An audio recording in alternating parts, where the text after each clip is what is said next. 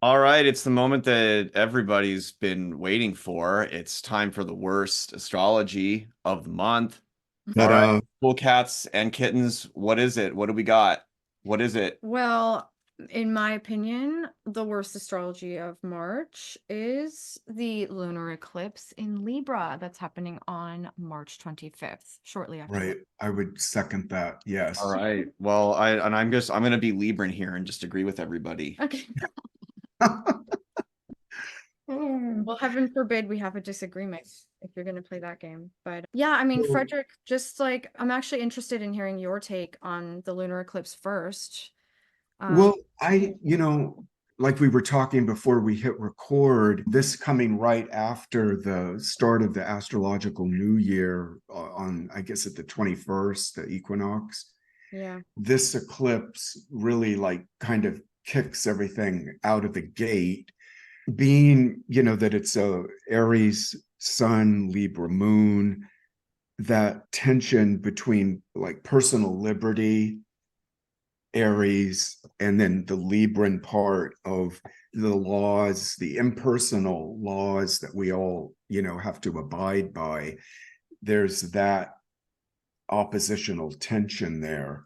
Hmm. So I think, and we've been seeing this already in this, since 2024 kicked off, it seems to be a year where legal processes are going to be like the defining topic that makes everybody crazy. And of course, the latest one is all the Trump indictments and then how the Supreme Court, has taken on his case and possibly granting him presidential immunity for whatever crimes he's been busted for. So that is really, I think, crazy making for the partisanship that's going on in the country now. And Yeah. I think the eclipse landing on the 25th, which is when court is held again with Trump related to the real estate fraud case, that's I'm thinking that's going to be pretty explosive. So that's kind of a quick overview of what I see related to just Aries, Libra, the polarity, and Yeah, then the eclipse heightening that. for What sure. about you guys? Well, that exact date is amazing. That's interesting. And just in terms of another like large court case that's going on in the background of this time, not so exact, but there is going to be a final ruling on the Julian Assange hearing Right. that happened in February, supposedly in March. We do not have an exact date, but that's something that's like just kind of building up. The pressure's Mhm. building up. That final ruling, whatever it is going to be explosive. So for sure, court cases are a big part of like the pivotal movements of this time.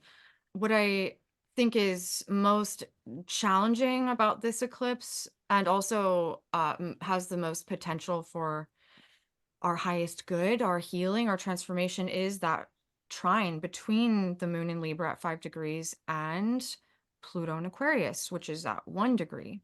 Right. So, I mean, that's a pretty tight trine. Mhm. And the trine between the moon and Pluto in that air sign, the air signs, it's to me, what's nice about it is that it can definitely help us to take a lot of really raw, deep, repressed pain and sort of sift through it, sort through it, refine it, sort of sublimate it perhaps, because we're going to be given the opportunity to bring things out into the open, talk about things, refine our thinking, refine our feelings on things through intellect, through good conversation, through even research, probing into things, getting more facts, getting more information so that our opinions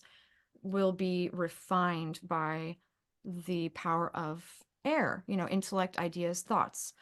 And this is also just like a classic Carl Jung taking the unconscious and bringing it into the conscious, taking the Mhm. darkness and bringing it out into the light.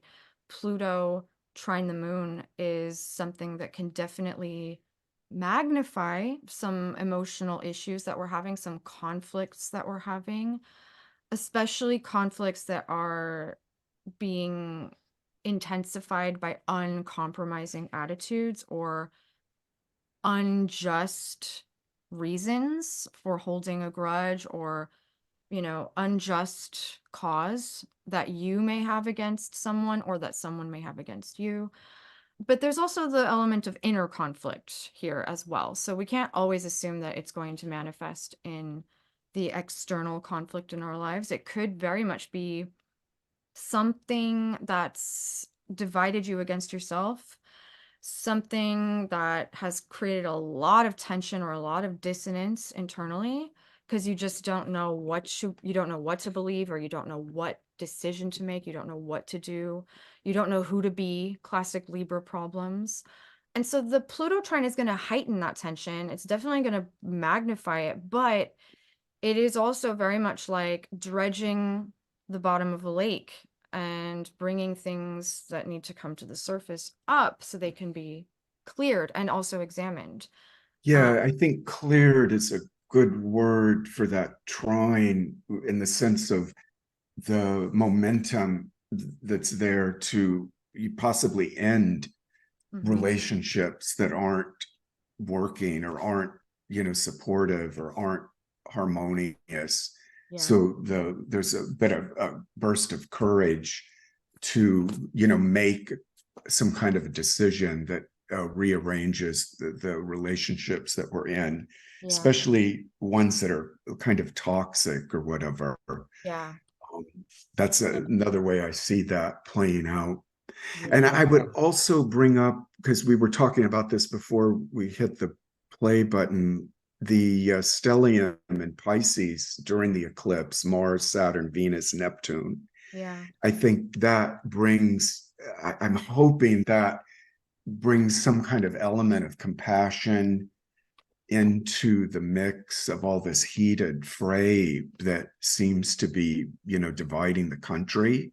Mm-hmm. Um, so I'm hoping that's part of getting our relational world in order from the eclipse, that there's just more sensitivity, empathy, and that kind of Piscean balm that can come into play when looking out at the world and the condition it's in right now.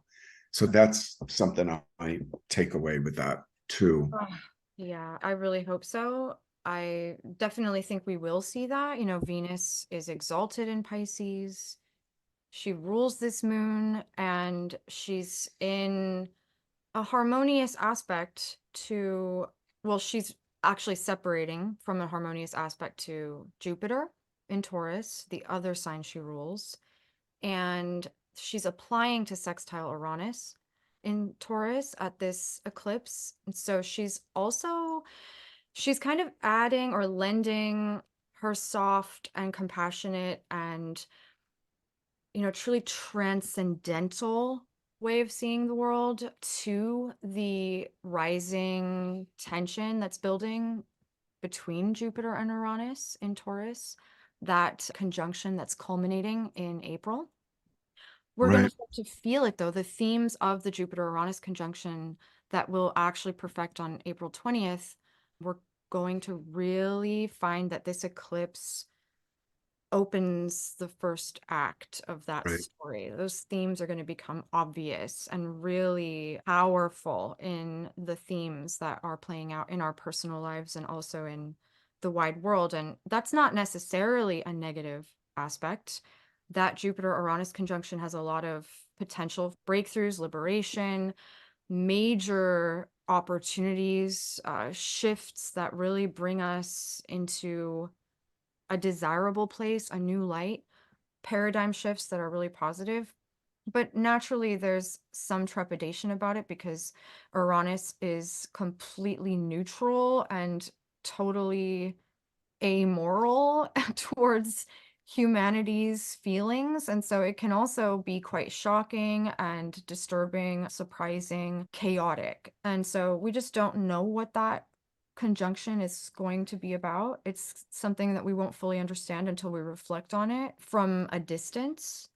But Venus is definitely in charge of this eclipse, this lunar eclipse in Libra. And I do think that mostly she's a really positive influence. Many people will be moved to follow their heart. And I don't mean their heart in the capricious way. I mean their heart in a choosing love, choosing peace, really feeling for others where maybe they were shut down or cut off. She softens the over or the hyper intellectual quality that the trine between the moon and Pluto can bring. The air element is really wonderful, but it can also be kind of dry or distant from things that need real human feelings, real touch, real soulful understanding. So I do love her influence here. Right. Yeah, Yeah, I think that's pretty sums it up pretty well for yeah, this the eclipse and this worst astrology of the month. yeah. Which is not that bad now. It's not the worst month. Oh, So we kid with that title. People, I yeah, think people know it's clickbait. No, I'm kidding. totally. No, yeah, no, it's more than clickbait, you Yeah. know. It's our rage Yeah. that is coming out through Yeah, our it's yeah. sense of humor. Yeah, Yeah. it's a click decoy. Yeah.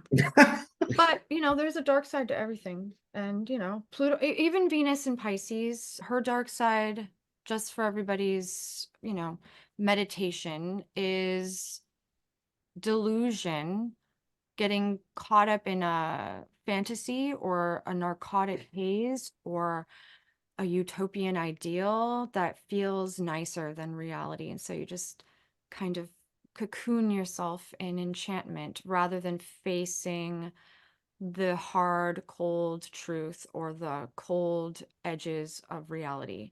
And so there is always that danger as well, that kind of like siren call into a delusion. And so that would be the dark side of Venus and Pisces. But mostly it's a love. I've noticed there's this power of the mutable signs to just kind of draw you into their reality.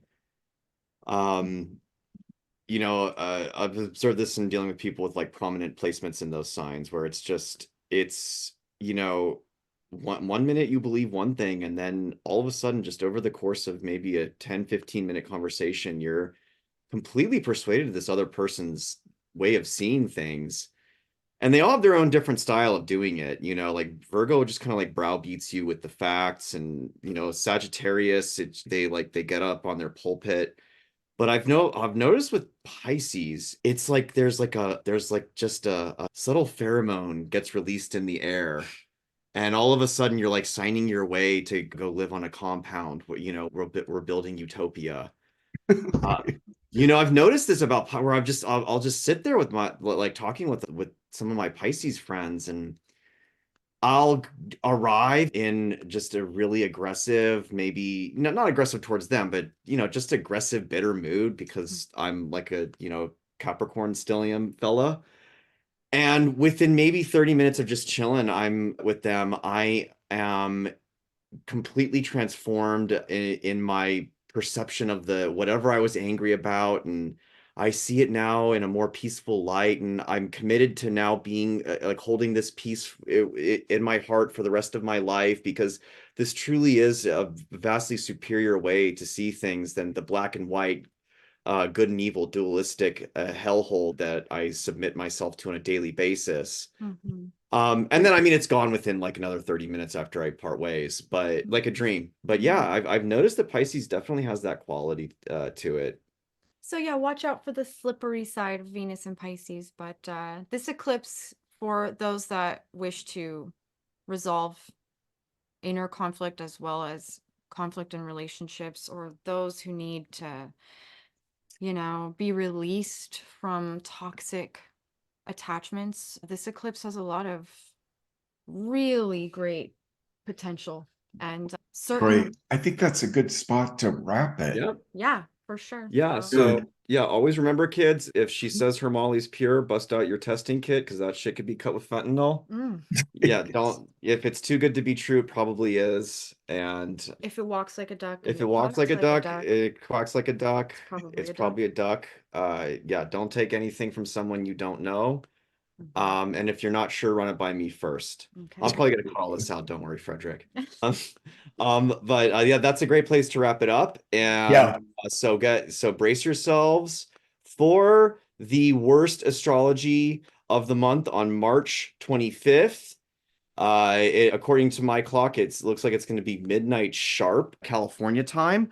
So be ready, be prepared, and let's cut those toxic people out of our lives and let's cultivate those emotional breakthroughs. Bye bye. Okay.